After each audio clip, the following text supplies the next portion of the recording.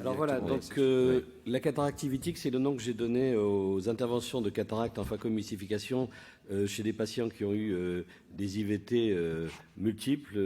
On sait que les patients peuvent en avoir 5, 10, 20, 30.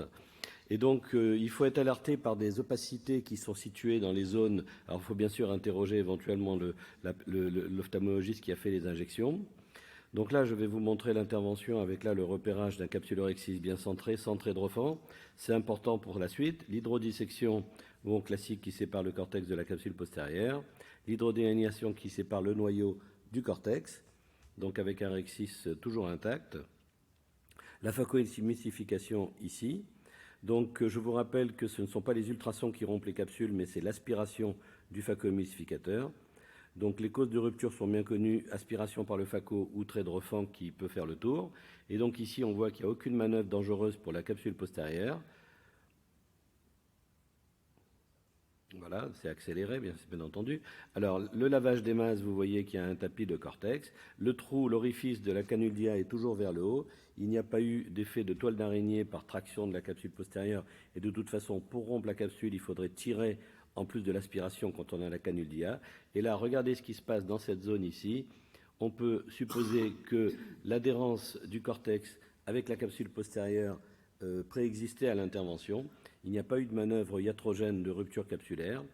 Et donc, on met beaucoup de visqueux, bien entendu, pour essayer d'aspirer les masses sur 11 heures qui adhèrent. On a quand même encore un rideau capsulaire postérieur important.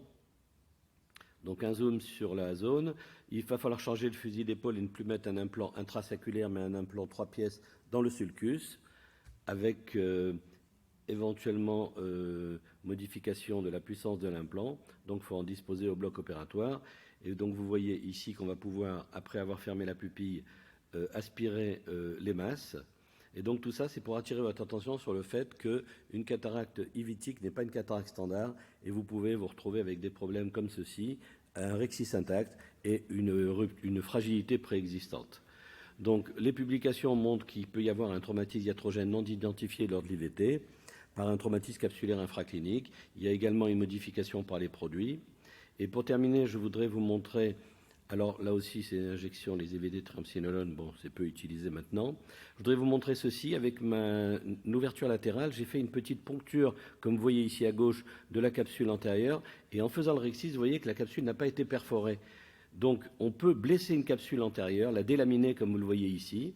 Je l'ai envoyé à l'analyse chez le docteur Puterman qui a montré une délamination de la capsule antérieure. Donc, une capsule peut être blessée, fragilisée, traumatisée sans être rompue. Et on peut peut-être supposer que ce mécanisme peut exister lors des IVT, lors d'un mouvement du patient, lors des IVT. Donc, il faut être très prudent lors des interventions sur des cataractes que j'ai nommées ivitiques. Je vous remercie. Merci beaucoup, Alain.